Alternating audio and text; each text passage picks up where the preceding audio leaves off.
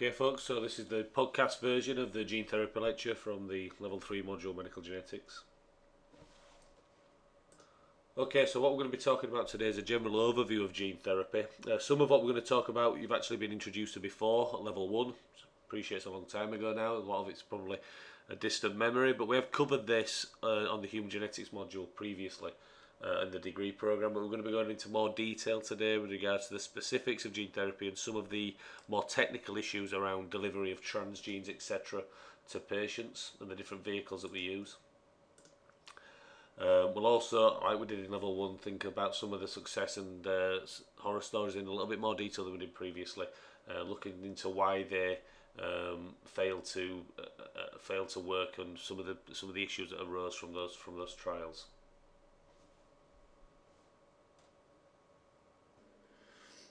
So the learning outcomes then for this lecture, things you need to take away from it. Remember, this doesn't just include the information on this lecture. It's not expected to meet these learning outcomes just by reading these lecture slides. You need to go away and look at some additional material in the core text, look at the additional reading that I'm going to place on Blackboard for these modules. So the idea is that you can describe gene delivery based therapy.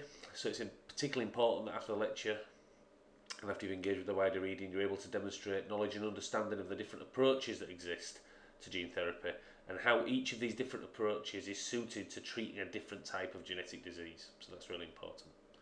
It's also really important you understand what these different types of gene delivery vehicle are, why we use the different vehicles we use, what the benefits and drawbacks of the different vehicles are.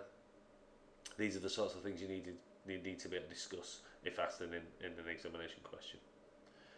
And finally, you need to be able to discuss some of the examples where gene delivery based therapy has been used, some of the diseases it's been used to try and treat, what the issues have been with those treatments, whether they've worked, whether there's been problems, etc. So 3 things really that you need to be able to take away from the lecture once you've finished engaging with the material. So it's really at the heart of medical genetics, I guess, gene therapy. It's the genetic treatment of disease. So it's the idea that by manipulating an individual's genetics or the expression profile which exists in an individual, you can then treat underlying diseases which might have a genetic basis. As we'll see later on, not all gene therapy is concerned with just treating genetic disease, but in its purest form, I guess you can consider gene therapy as this idea of being able to replace bad genes for good genes. So obviously over the last 10-20 years, our understanding of how genetics contributes to the etiology, the cause of disease, has really improved a lot. And this is also seen then the emergence of these 2 new types of medical treatment, cell-based therapy, which we're going to talk about this afternoon or in the next lecture, and gene therapy, which we're going to talk about this morning, the next 45 minutes or so. This figure here kind of shows some of the other ways in which modern medical genetics has impacted on medicine, or the treatment of patients in the clinic. To go through a few of these, we've got the production of genetically engineered antibodies. So these would include things like the HER2 treatment for breast cancer, which recognises the HER2 receptors which are overexpressed on breast cancer cells. Production of recombinant therapeutic proteins. I think we mentioned this before, the idea that because of genetic cloning, advances in genetic technology, you can now synthesize human proteins for uses in the clinic. So obviously insulin, etc., is no longer extracted from the brains of cadavers, etc. And human growth hormone, etc., is no longer extracted from the brains of cadavers. It's genetically engineered by a company and sold in a bottle. There's many advantages to doing it that way. Not least, you don't carry the risk of extracting material and contaminated with prion disease, for example, Creutzfeldt-Jakob disease, things like that. Vaccines are produced now as well by recombinant genetic technology. Production of genetically modified animals for disease modelling, genotyping of patients, of personalised medicine. So pharmacogenomics is a really important emerging area. This concept that 3 people walk into a clinic, they've all got the same disease. The clinician has 3 different drugs which he knows will treat the disease. Drug A, he gives to each of the patients. It works really well for one, but really poorly for the other 2. 3 weeks later, they come back. he gives the other two people whose treatment wasn't working drug B, that works on one of the patients, not the other, blah, blah, blah, blah, blah, so on and so forth.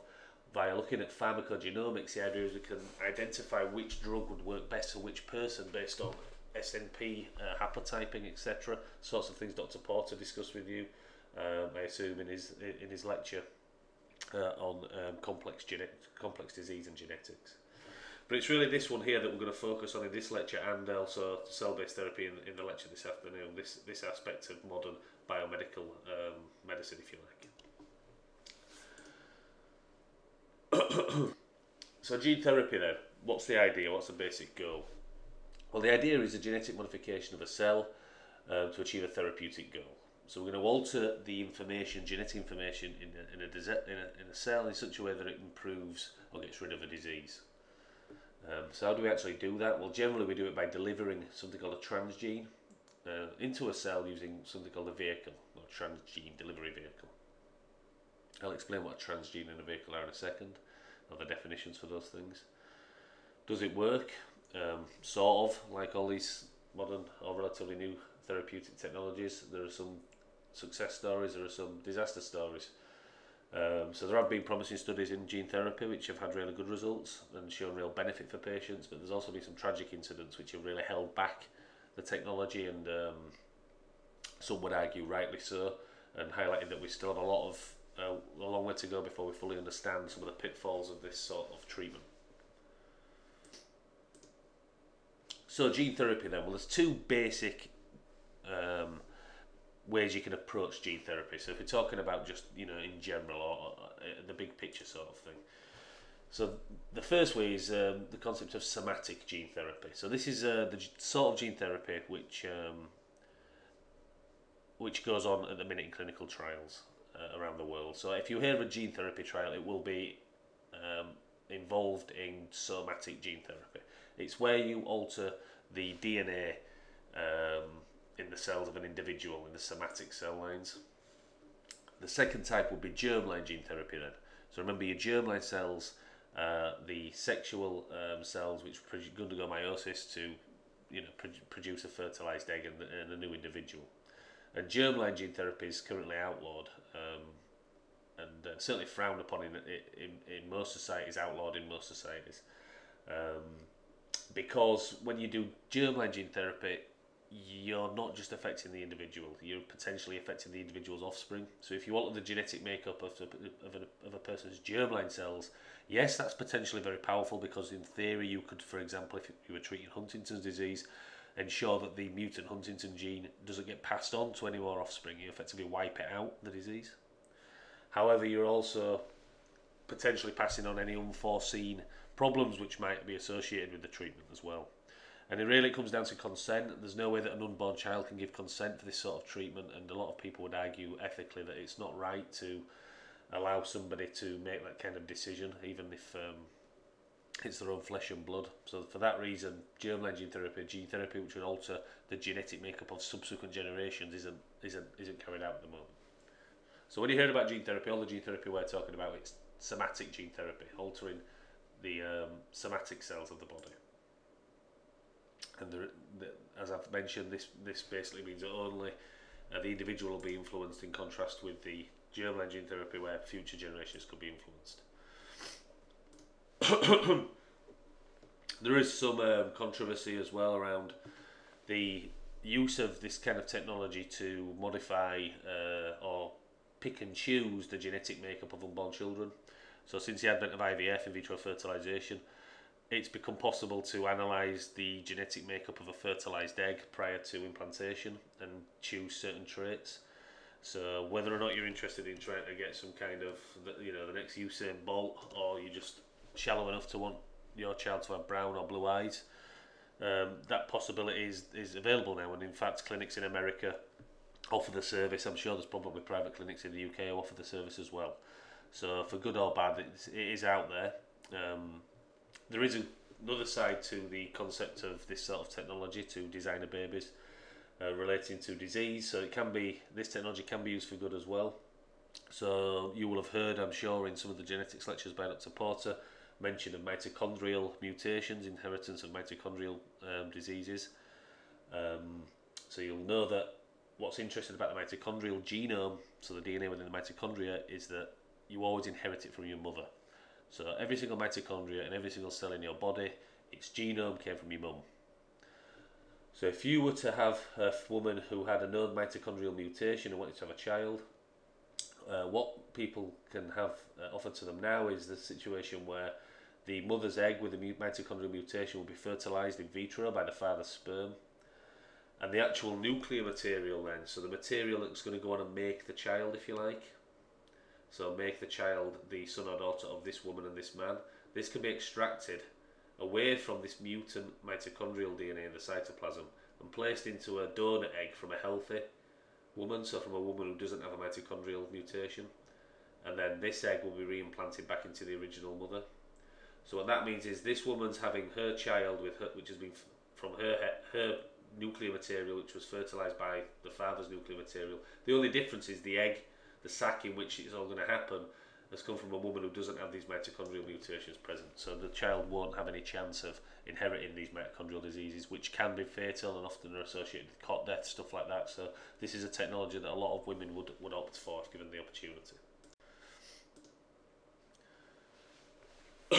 So some more different flavours of gene therapy then. So we talked about somatic versus germline gene therapy. You also get in vivo and ex vivo gene therapy. So in vivo gene therapy would be where I came along and stuck a syringe in your neck and injected you with some DNA. Ex vivo gene therapy is where the gene therapy occurs outside of the body. And generally the approach which we use is dictated by the nature of the disease. So for example, blood disorders are particularly amenable to an ex vivo approach because it's easy to get blood out of somebody, you just stick a needle in the arm and suck it out. You all did a practical in first year when you stick needles in your fingers. You see how easy the blood comes out, for some people anyway. So blood diseases, blood disorders, haemophilia, some of the hemoglobinopathies are very amenable for ex vivo gene therapy treatment of disease. Now, obviously, other diseases which affect organs such as the liver or the brain, you can't just whip someone's brain out, stick it in a dish and start throwing genes onto it, that won't work. So many diseases are not suited to ex vivo gene therapy because of cell type, tissue cell type and the location in the body. So in vivo gene therapy is kind of the main goal of researchers, because this is where you attempt to directly deliver a transgene to the site of disease. Maybe I should define what transgene is. I don't know if I'll go into it in later slides, but I'll just define it now. A transgene is a piece of nucleic acid material, and it can be DNA or RNA, that's delivered to a patient's cells with a therapeutic goal. So that's a basic definition of what a transgene is. So in vivo gene therapy, we attempt to deliver that transgene directly to the site of disease. So if you have, say, a liver disease, we'd attempt to get the transgene to the liver and express the gene at the site where it's required to help cure or treat the disease. But it's not always really obvious actually where you need to deliver these transgenes to. So let's take an example of cystic fibrosis, and I'll return to CF later on because it's a useful example for gene therapy. If I were to ask you which tissues were affected by CF, which are the tissues that you'd want to treat, I think most people would say the lungs, and rightly so, because it's mainly due to pulmonary disease and lung infections, etc., that cystic fibrosis sufferers eventually die. It's the main cause of mortality in people who suffer from the disease. But as you can see in this figure here, cystic fibrosis patients actually have a whole range of different symptoms associated with a whole raft of different tissues across the body. Whether or not these tissues are actually affected depends on the type of mutation that cystic fibrosis patients have, but certainly it's very common for the cystic fibrosis patients to have pancreatic problems. It's the nature of these pancreatic problems that allows us to screen neonates for cystic fibrosis, because when a newborn baby is born, if they have cystic fibrosis symptoms, even mild ones, you tend to get a leaking of immunoreactive trypsin into the blood, which can be detected very easily via biochemical tests. You're going to have a lecture next week by a biochemist at St James's from St James's Hospital at Leeds who'll talk about these sorts of biochemical tests for detecting genetic disorders. But as you can see, the main point I want to make here is that there's many different tissues affected in a cystic fibrosis patients. Which ones do we target for actual delivery of transgenes? Do we try and get the transgene to all of them, or do we just get the transgene to the most important ones like the lungs, etc.? Okay, so let's get a little more focused down this. We've talked about somatic versus germline gene therapy, two different options depending on circumstances. We've talked about in vivo versus ex vivo gene therapy. So again, some diseases are very amenable to ex vivo therapies, blood disorders, some are not. So let's think about the types of diseases now that we might want to treat and how we choose which gene therapy strategy to use depending on the disease. So when gene therapy was first proposed and we realised it was feasible as a technology for treating patients, everybody got very excited about the potential benefits of gene therapy for treating autosomal recessive disorders. So autosomal recessive disorders such as cystic fibrosis arrive due to a lack of a functional protein product in the cells. In the case of CF, as we'll see later on, you actually need very little functional CF in a cell in order for it to be completely healthy. So therefore, again, the fact that we only need to get a little bit of functional protein back into these disease cells made everybody think CF was going to be the first thing that gene therapy managed to cure, and it hasn't turned out to be that's not turned out to be the case, as we'll see later on. So let's consider then how we treat CF, and we treat it using gene augmentation therapy, nice and straightforward, also known as gene addition therapy sometimes. So this is where we have a disease cell which lacks a gene product, so there'll be an autosomal recessive disease, so they'd lack functional copies of both genes. So in the case of CF, these lung epithelia would lack any CFTR protein. All you need to do to treat people with CFTR, with autosomal recessive disorders, is provide some of the functional protein back. So we would have the CFTR gene in a delivery vehicle, so this would be the transgene. We deliver the CFTR, working copy of the CFTR gene to the disease cells.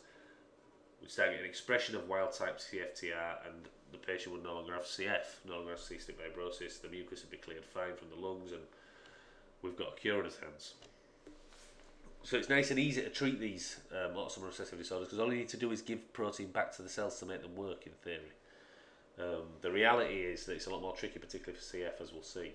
So that's gene addition therapy or gene augmentation therapy, where we're going to add function back to cells by just adding a working copy of the gene.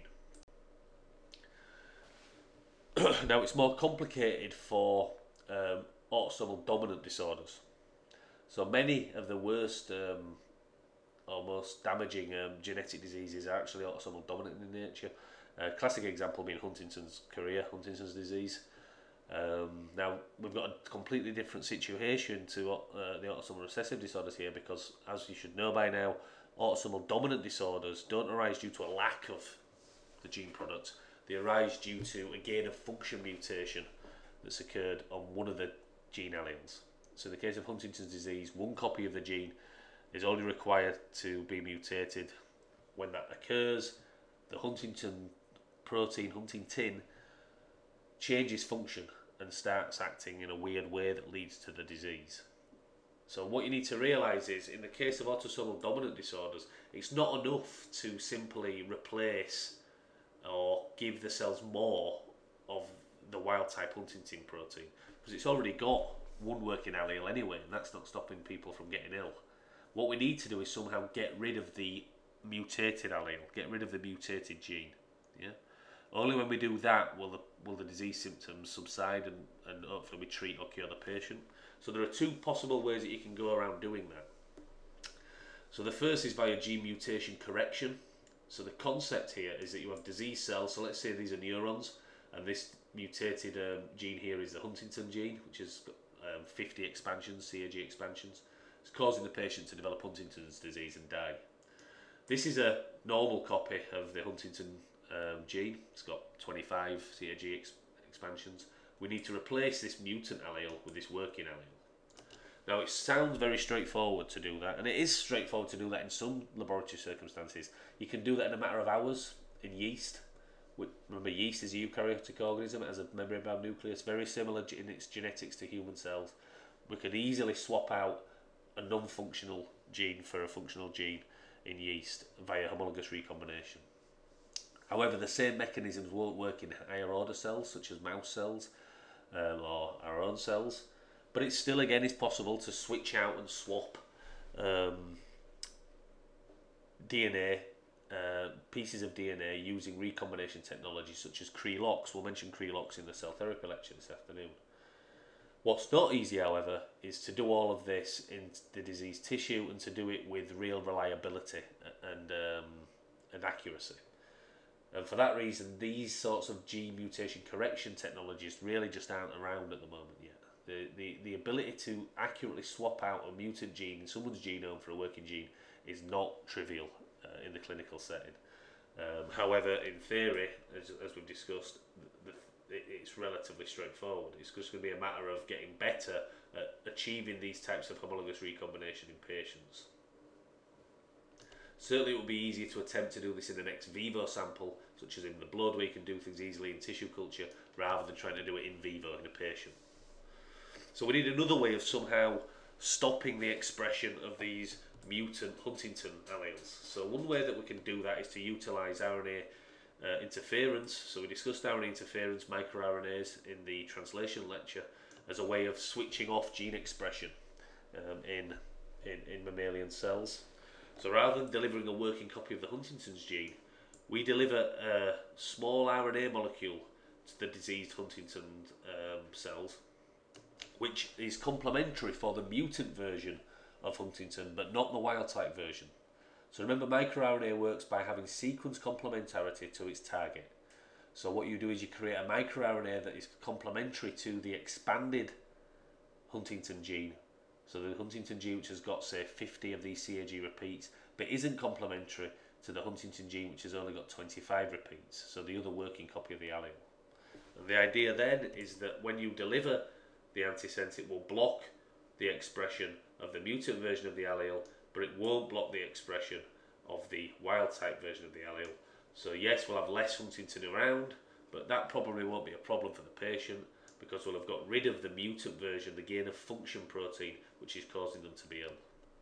Now again, there are issues with this sort of technology. Delivery of these RNAs in the clinic, in vivo, is complex. They're prone to degradation, and this technology again just isn't working very well yet. However, as we speak, people will be doing research on this, and it's only a matter of time before the problems that are associated with the technology get cracked and beaten. And I think you're far more likely to see treatments emerging for autosomal dominant disorders of this nature than of this nature in the near future.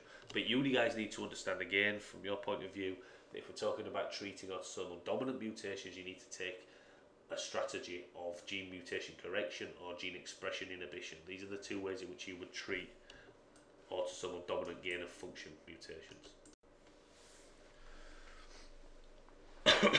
So it's not just genetic diseases or single gene disorders, simple genetic diseases, which gene therapy can be used to treat. Actually, most gene therapy trials, as we'll see later on, are related to treatment of cancer, which I know is a genetic disease, but not in the classical single gene sense. So when we treat the cancer, we're not really trying to do anything clever with regards to replacing single genes, etc. We're often just trying to kill the tumour cell. So there are several ways that we can use gene therapy, use the delivery of transgenes to patients in order to achieve this targeted cell death of tumour cells. One way is to boost the immune system of the individual in order to enhance the target destruction of the cancer cells. So one of the issues for people with cancer is that their immune system's not able to get rid of the cancer. Yeah? A lot of cells will transform, will become cancerous in your body every day, but normally they're targeted for a degradation. They're recognised by the checkpoint proteins which exist in your cells and cause to apoptose, undergoes programmed cell death, etc. If that doesn't work, the immune system will get rid of them. However, when all these fail-safes fall down, that's when you end up getting cancer. Yeah? So one of the treatments we can give to cancer patients is to boost their immune system, give their immune system a kick up the arse and help it to treat and get rid of these tumour cells. One way of doing that is to deliver a foreign antigen gene to the cancer cells. So the cancer cells are trying to evade the immune system, act under the radar. We stick a really potent foreign antigen onto the cancer cells using gene therapy, which the immune system can't miss. It's like a big red flag to it, and then the immune system's able to target those cells very efficiently and get rid of them. Yeah. Another option would be to deliver a cytokine gene to the diseased cells or the non-diseased immune system cells, and what that does is it enhances again the immune system in order to either activate the immune system or to promote again the targeted degradation of the diseased cells. So there's two potential ways there in which stimulation of the immune system can lead to target destruction of cancer cells. There's another strategy, however, which is a little cleverer, I think, for targeting the cancer cells, and that's the targeted expression of a toxic gene or prodrug to the tumour cells. And this has actually been used and shown to work very well for cancers of the head and neck, using a particular prodrug called TK from herpes simplex virus. What you do is you deliver a prodrug metabolizing gene to the disease cells, which have been treated with a prodrug, and then any cells which receive this prodrug metabolizing gene will metabolize the prodrug into an active drug, and that active drug will kill the cells. So the trick is getting the prodrug metabolizing gene only into cancer cells and not into healthy cells. Yeah. So it might be that the prodrug, once delivered to the patient, is just found in all cells in the body, in healthy cells and cancer cells. However, when we deliver the prodrug metabolizing gene, this is a gene that's going to convert the prodrug, an inactive drug, into an active drug that's going to kill the cells. We only want that prodrug metabolizing gene to be delivered to the cancer cells, and that way it will only activate the prodrug in cancer cells and only lead to the cell death of cancer cells. There's an example we'll talk about at the end of the talk, which utilises this kind of technology that's been put through clinical trials. So how do we get these transgenes, these different transgenes, actually into our cells then? So the technology that we use. So I mentioned earlier that a transgene effectively describes a piece of DNA that is inserted into a cell in order to alter its genetic makeup for a therapeutic benefit, for the most part. You'd be pretty cruel to start putting genes into people that weren't going to help them, intentionally anyway. And these transgenes are delivered to a cell via something called a vehicle, transgene delivery vehicle. Sometimes you might hear the delivery vehicle referred to as a delivery vector. It's the same thing. Yeah. So transgene delivery vector, transgene delivery vehicle, you can use either terminology, it doesn't really matter. They both refer to the same kind of thing. So what's the most common way that we get these things into cells then? Well, the most common technique that we use is to insert transgenes via viruses. So the most common transgene delivery vehicles are actually viruses. And there's a reason for that. Viruses, effectively, all a virus is concerned with is getting into a cell, replicating its own genome, making more virus, and then getting out of the cell so it can infect other cells and rinse and repeat. That's all viruses do: infect cells, replicate, kill the cell, go infect more cells. Yeah. So the viruses have evolved over billions of years. These things are some of the most ancient things on the planet. They've evolved over billions of years, mechanisms for getting into cells. And there are many viruses, obviously, which readily infect humans. So viruses are an obvious starting point with regards to a vehicle that can be used to deliver genetic material to a patient's cells. However, there are obviously some problems associated with using viruses in this way, and we'll talk about those.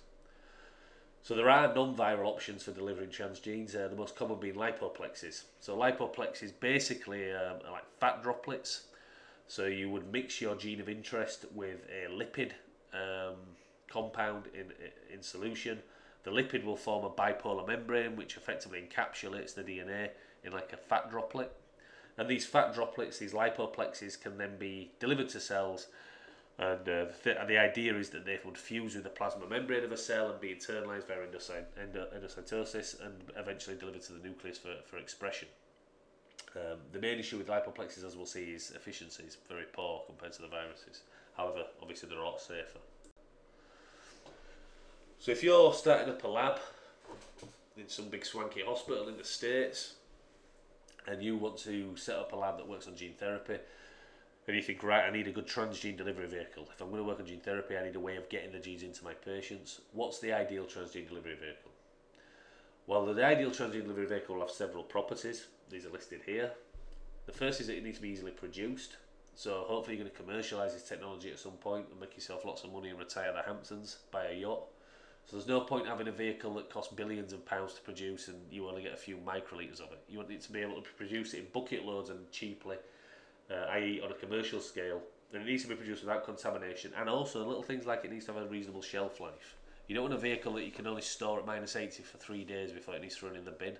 You need something that's stable. So you don't know what type of cell you're going to want to infect with your transgene. It might be that the cell doesn't divide, such as a neuron or a cardiomyocyte, something like that. It might be that it is a dividing cell like a lung epithelial cell. So you need to make sure that your transgene delivery vehicle can infect or transduce both non-dividing and dividing cells. It needs to be safe. Obviously, it's very difficult to get FDA approval or safety approval for these sorts of clinical trials. So your vectors shouldn't kill your patient. So it mustn't be toxic. If you're using viruses, you need to try and disable the virus as much as possible, and we'll talk about ways we can do that later on in the talk. Size capacity. You're wanting to insert a transgene. The entire point of the vehicle is that it acts as a delivery vector, delivery vehicle for the transgene itself. So you don't want a really clever viral delivery system that only allows you to insert 100 base pairs of transgene. Yeah, you're not going to be able to treat many diseases with 100 base pairs of DNA. So you want to deliver be able to pack as much of the transgene into your delivery vehicle as possible. It's particularly important because what we really like to deliver to patients in the case of CF patients is not just the cDNA of the CFTR gene, which is around 1800 base pairs long, something like that. We'd like to deliver the genomic loci for CFTR, which is a couple of 100,000 base pairs long. Yeah. So why would we want to deliver a genomic loci? Well, think back to transcription lectures and lectures on post-transcription regulation, etc., things like that. This concept that we get regulation at the post-transcriptional event with regards to alternative splicing, etc., and that different regulatory signals exist within the intronic information of the RNA. It's important that, if possible, that you can deliver genes in their native form with all these intronic information intact, so that those fine-tuning via the regulation of post-transcriptional modifications is still present when you actually express this transgene in the diseased cell. Clinical genetics, part-time students listening to this talk, you won't have had that lecture on transcription, so don't worry about the details about size capacity. The main thing you need to realise is that it is beneficial to be able to provide a patient with a gene in its natural state, its genomic loci, rather than just the cDNA version of that gene. So the spliced mature mRNA. You need to think about how you're going to maintain expression of your transgene in the cell, and by that I mean expression, as we say here, regards to sustained expression. So I mean expression of regards to transcription. So the promoter needs to give sustained expression of the transgene. Certain promoters can become methylated over time and get switched off. We don't want that to happen to our promoter. Otherwise we have to retreat the patient to give them more of the transgene. We'd like to avoid that if possible. The second thing regards to expression is whether or not your transgene delivery vehicle is maintained in cells. So it's not a problem for a cardiomyocyte or a neuron which doesn't divide, never goes through mitosis. However, if you're giving therapeutic genes to, say, lung epithelia, which are rapidly dividing cells, or cells in the gut, which are rapidly dividing cells, every time a cell divides into two, there's a chance that your information on your transgene delivery vehicle might not be inherited by a daughter cell, so it might be lost. Again, it might lead to having to retreat the patient. There are ways around that. One way around that is to integrate your transgene into the genome of the cell. That way, when the genome segregates, the transgene will segregate. However, there are issues about integration. Random integration into the genome could lead to the activation of proto-oncogenes, for example, and we'll see an example of how that actually happened later on in the lecture. However, if it just exists as an extragenous piece of DNA in the nucleus as an episome, then there are issues, as I mentioned already, with regards to the episome not being inherited following mitosis, following a cell division event. Tissue targeted. So we've already talked about the problems we've got with in vivo gene therapy with regards to getting our transgene to the right place. We'd like a way of actually giving tropism to our transgene delivery vehicle. So by that I mean targeting it to specific tissues. How would we do that? Well, there are different mechanisms that can be used. We can alter viruses so that they're more prone to infect certain tissues, such as the liver, than other tissues. However, again, it's not always straightforward, but it is something you need to bear in mind. In the ideal transgene, you will be able to target it to exactly the region of the body that you're interested in.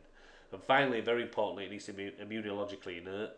There's no point giving a transgene delivery vehicle to a patient if the vehicle itself kills the patient. This is why lipoplexes are are used because they're immunologically inert. Viruses are not immunologically inert. So we need to be very aware about the potential risk of using them for that reason. It's important also that you realise that currently no ideal transgene exists. So all these things that I've talked about here, there's no one transgene that fits all these criteria. So a lot of the time it's about looking at the best option. Yeah, the best of not a bad bunch, but a best of a limited bunch. Okay, so like I've mentioned, the most common transgene delivery vehicle around at the moment is viruses, viral vectors. So nearly all, or most of the successful gene therapy trials that have been undertaken have used viruses, one type or another. So you guys don't do much on virology on this degree, which is a shame because it's what I used to do research on, so it's something I could teach. But so I won't dwell on the details around the viruses too much because it's not going to make much sense to you. But I want to just point out the different pros and cons of the viruses. In other words, where these viruses fall into the categories we discussed on the last slide for the the categories which are required from an ideal transgene delivery vehicle. Retroviruses, so these are viruses which can cause cancer. It's also actually an alarm bell straight away, I guess, but retroviruses are one of the most common viruses used as a transgene delivery vehicle. The reason being, they're able to integrate in the host genome, which means that your transgene delivery vehicle is stably inherited. However, they do have a major con, which is they can only infect dividing cells. So you couldn't use a retrovirus to, for example, treat a genetic disease which affected neurons, because the retroviruses can't affect non-dividing cells like neurons.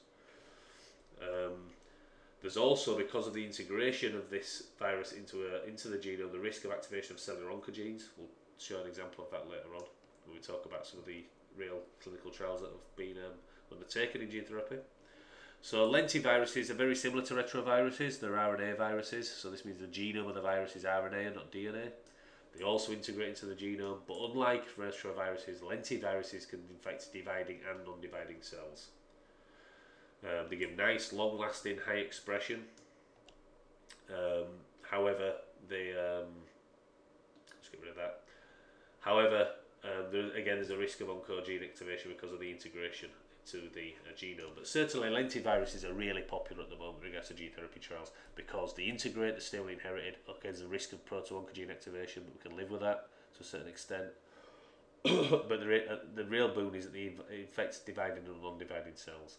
HIV-1 is a lentivirus. HIV-1 has been used as a gene delivery vehicle. Now, if your clinician wandered over to you and said, excuse me, sir, madam, you've got a genetic disease, we think we can treat it with gene therapy. We're going to deliver a gene using the HIV virus to you. I'm sure most people would probably fall off the chair at that point and run away screaming and report them to the police. But believe it or not, HIV-1 is a very popular gene delivery vehicle. It's very efficient in infecting cells, and we know a lot about the virus, obviously. So we think that we can disable it in such a way that it's not dangerous. However, obviously, there's a lot of stigma still attached to that virus for good reason. So it's another barrier to the technology, that sort of thing. So moving away from RNA viruses then to DNA viruses, adenoviruses. These viruses don't integrate, but they are very good at infecting cells, dividing and non-dividing cells, and they do give nice high expression levels, albeit transient expression levels, because of the fact they're not integrated. These things get lost from the cells over time. However, the major drawback of adenoviruses are the fact that they promote a very strong immunogenic response in a patient, and as we see, that can be a problem. Adeno-associated viruses is very similar to adenoviruses. As you can see, one of the issues about all these viruses we've talked about so far, adenoviruses, adeno-associated viruses, and the RNA viruses, is the fact that they can only really accommodate up to about 8 kb of transgene, which isn't a lot. If you use these gutless adenoviruses, which are adenoviruses which have had a lot of the non-essential viral genes removed, you can get about 35 kb tops into these viruses, which is obviously a lot better. However, the final class of viruses, herpes viruses, their big advantage really is that these can package huge amounts of DNA as a transgene, upwards of 30, sometimes 50, 60 kilobases. So we're getting to the point now where we can potentially put genomic loci into these viruses. These viruses are non-integrating like adeno, but they have long-lasting expression. And the reason they have long-lasting expression is that herpes viruses form latent lifelong infections. So the most common herpes virus you guys will have heard of is probably herpes simplex virus, for example here. If any of you have cold sores, you've got herpes simplex virus infection. You're going to have it all your life. Once a virus infects your cells, you're never getting rid of it. And it's this long-lasting infection which is useful for gene therapy, because it means that even though these herpes viruses don't integrate in the genome, so there's no risk of activation of oncogenes, they're also not lost during cell division. They're able to be maintained during cell division. Doesn't matter how. You can look into the additional reading on that if you like. Do a PubMed search for latency factors and herpes viruses, and you can do additional reading on that. The reasons why these herpes viruses are maintained as a lifelong infection. But for the purposes of this talk on gene therapy, you just need to know that these herpes viruses stick around once they've infected cells. Vaccinia viruses are similar. You can package quite a lot of DNA in there. However, they don't have this potential for long-lasting expression that herpes viruses do. So there's a whole set of different viruses there. I just want you to look at that table and try and remember some of the pros and cons for each different type. The main points being around integration of retroviruses, lentiviruses, why that's an issue. The differences between infection, etc., and obviously the packaging capabilities and lifelong infection and expression benefits of herpes viruses as gene delivery vehicles. So I just want to talk in a little bit more detail about the use of these RNA viruses and these retroviruses to treat genetic disease, to use as gene therapy vehicles. So I've already said that retroviruses were identified initially as oncoviruses, so these viruses can transform cells. So whilst there's lots of benefits to using retroviruses in gene therapy to deliver transgenes, we need to be very careful that we don't actually cause cancer in the patient as well. So in order to make retroviruses safer, what we've started to use are these so-called helper cell lines to generate infectious virus which contains a transgene of interest but cannot itself replicate and make more virus. So they're replication deficient. So in other words, you're creating a virus that can infect cells, deliver a transgene for expression, but can't make more virus. So how does that work? Well, it works by altering the actual viral genome. So this is a standard retroviral genome, very simple. You have a packaging signal here. You have 3 major structural proteins that the virus makes, and then you have these signals at the 5 and 3' end of the RNA genome. What we can do is, for the transgene delivery vehicle, the vector genome, we can get rid of all these structural proteins, which a virus needs to make more virus, and we can replace it with our therapeutic gene. So let's say CFTR. So what we've got now is we've got a retrovirus genome which has got no structural proteins in, but it does have the therapeutic gene present, and it also has a packaging signal. So this is a signal that allows the genome of the virus to be packaged into the structural proteins which make the virus capsid. So if we use this special packaging cell line here and insert this viral genome, which has got the therapeutic gene, into this packaging cell line, what happens is the packaging cell line will make these virus structural proteins separate to the viral vector construct by expressing these different virus structural proteins just off of expression plasmids, so standard plasmid expression constructs. So this packaging cell line will produce lots of these GAG, POL and ENV proteins, the structural proteins required to package and make more virus. And once these structural proteins have been made, the vector genomes with the therapeutic genes, by virtue of the packaging signal, will get packaged into these structural proteins to make infectious virus. Now importantly, this infectious virus, remember, if you look at the little pink bars in here, doesn't contain the genes required to make more virus. So it's infectious, it's got all the structural proteins required for this to go off and infect another cell. But once it infects that cell, the only thing that's going to happen is the therapeutic gene will get delivered to the nucleus and get expressed. We're not going to make more virus in that cell, simply because the proteins required to make more virus won't be present. So this is what's known as a helper cell line. And it's something you need to understand with regards to retroviruses and how we try and make delivery of genes using these types of viruses a little safer for the patient. So you can read about other virus vehicles using some of the additional reading that's going to be on Blackboard. So let's think for the last 5 minutes or so then about actual gene therapy in the clinic. So I mentioned earlier that CFTR was one of the diseases which people really hoped would be cured by gene therapy, and it's not turned out to be the case, obviously. There's no cures yet for CFTR, although things are getting closer. One of the interesting things about CF, cystic fibrosis, is the fact that we actually require very little functional CFTR protein to be healthy. So if you look at the situation here where you have somebody who's completely wild type for both CFTR alleles, obviously there's no tissues affected in this individual, they're healthy. If you have somebody who's got the delta F508 mutation, so one really serious mutation in the CFTR allele that renders it completely non-functional, and one wild type copy of the allele, 50% CFTR activity, absolutely fine, asymptomatic. You can actually have two mutations, two relatively mild mutations in the CFTR alleles, which affect quite significantly the function and activity of the CFTR protein, reduce it down to 10% functional activity, and still be completely asymptomatic, more or less unaffected by the presence of these mutations. It's only when you start getting combinations of a serious mutation and a mild mutation that you start to see some symptoms appearing in individuals. So if you have a patient who's got a mild mutation and a severe mutation, what you will see is that males will start to show infertility due to problems with the vas deferens.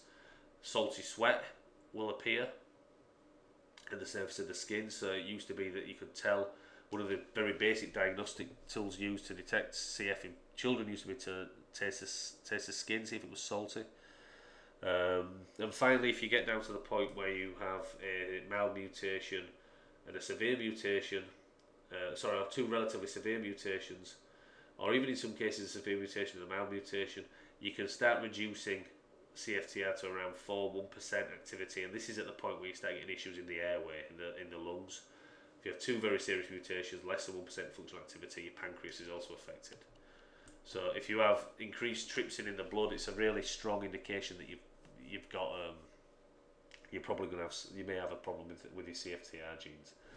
But because of this variation in the amount of protein required to have functional CFTR activity, we thought that it'd be very easy to cure the disease. You know, we only need to get 10% activity there in order to effectively get rid of all the symptoms. So why hasn't it happened? Why has it proved to be such a problem? Well, it's basically down to a lot of the barriers that exist with regards to getting the transgenes into the tissues which we need to in the first place. So this is just a cartoon of what's going on in the lungs. So this is the respiratory epithelia here. This is your mucus, and normally you have like ciliary clearance, mucociliary clearance of these airways in the lungs. However, in CF, what happens is because of poor water exchange between the epithelia, the mucus becomes very sticky. This entire process slows down, and you become prone to infections and colonisation from bacteria. That's basically been covered by Dr. Potter, I believe, already in the case study for CF. What he might not have mentioned is some of the barriers, how the presence of mucus, glycocalyx, and the actual nature of the apical membrane itself here can affect and reduce efficacy of gene therapy. So if you can try and imagine trying to get viruses through this mucus, it's very difficult for them to penetrate the mucus and get access to the epithelium in the first place. Similarly, when they get there, the cells tend to lack a lot of the receptors which are required for most viruses to infect cells. So we've got a couple of issues straight away with regards to actually getting the genes into the correct cells and treating the patient.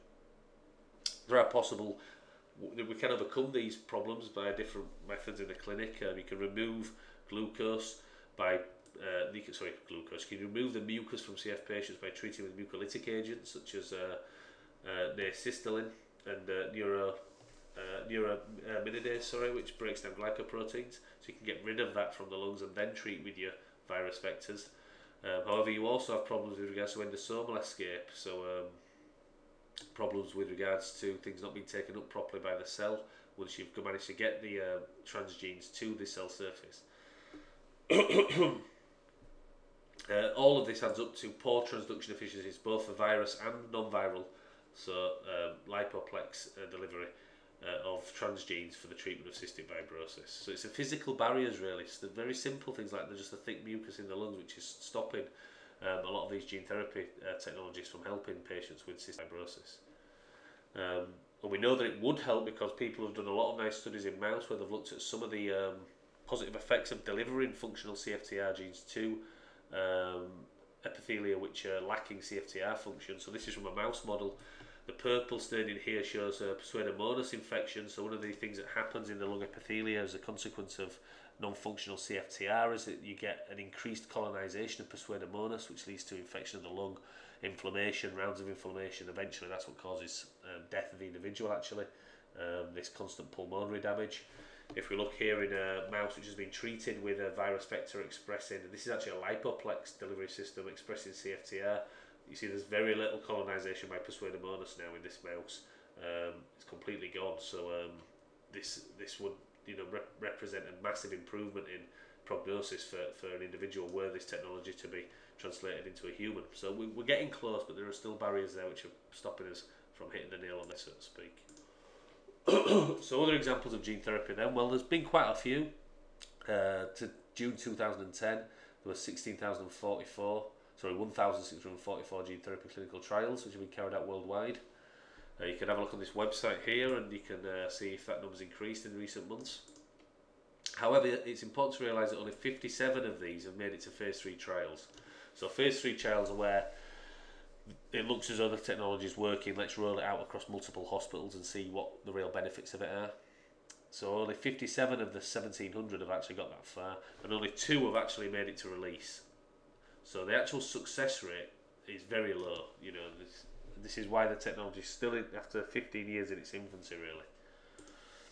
One of the reasons for that is gene therapy as a treatment taking several knocks over the years with regards to some of the unfortunate incidents which have arisen in patients who have been treated with this sort of technology. An example of that would be the SCID11 trial. So SCID is severe combined immunodeficiency disorder.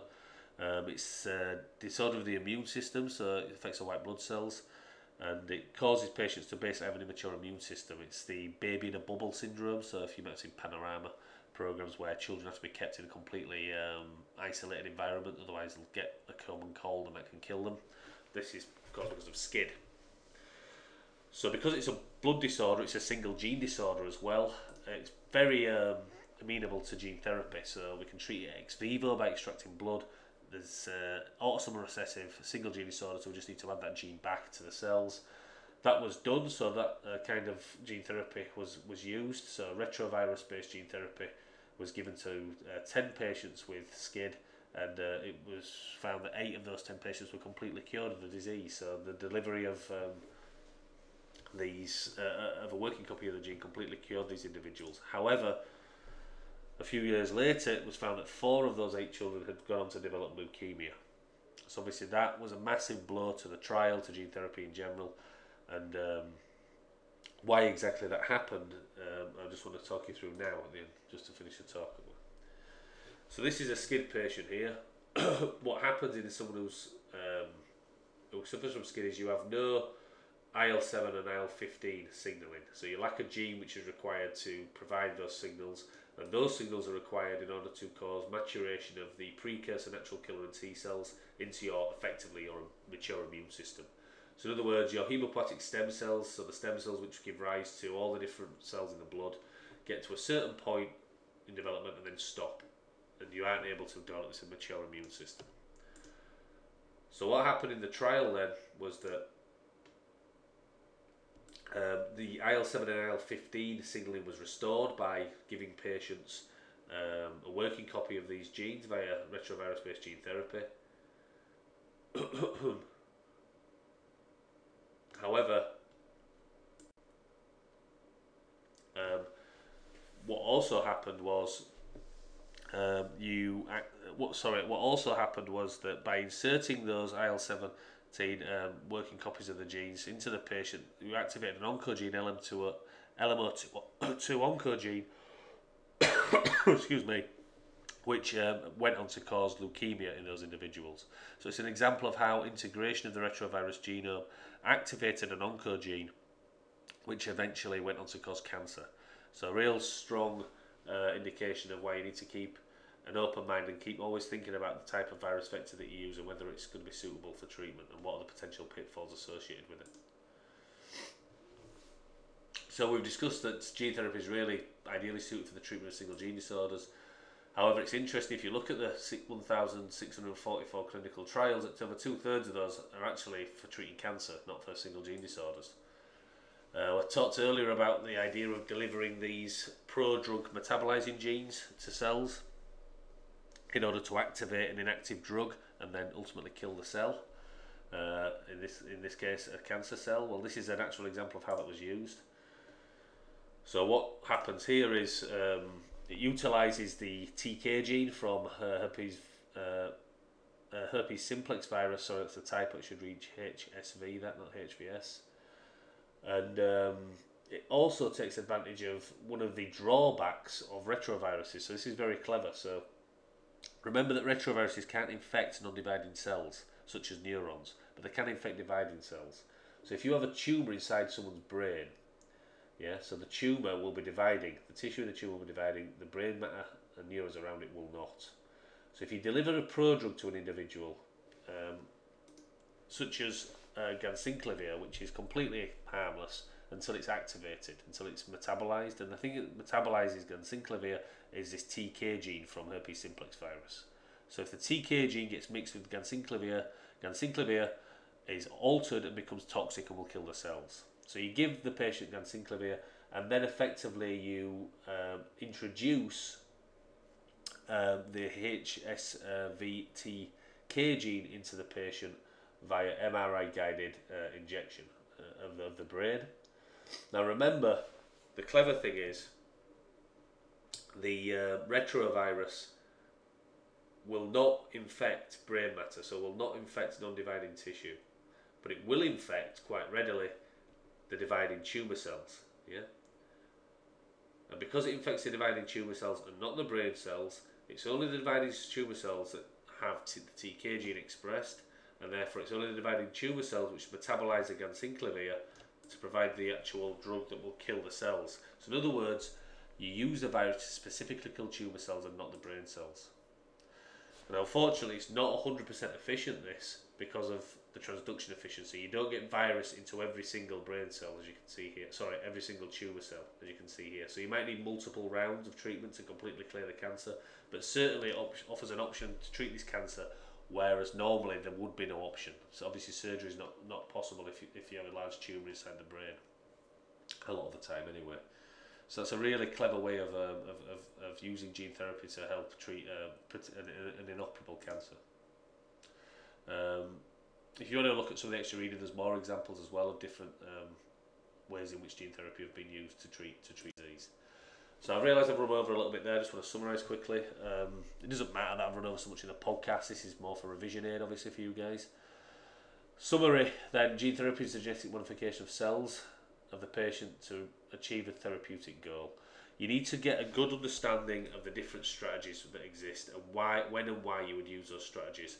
So somatic versus germline, ex vivo versus in vivo, and then gene addition in contrast to gene replacement or targeted disruption of gene expression, and then obviously cell killing, which is something that you want to do if you're treating cancer.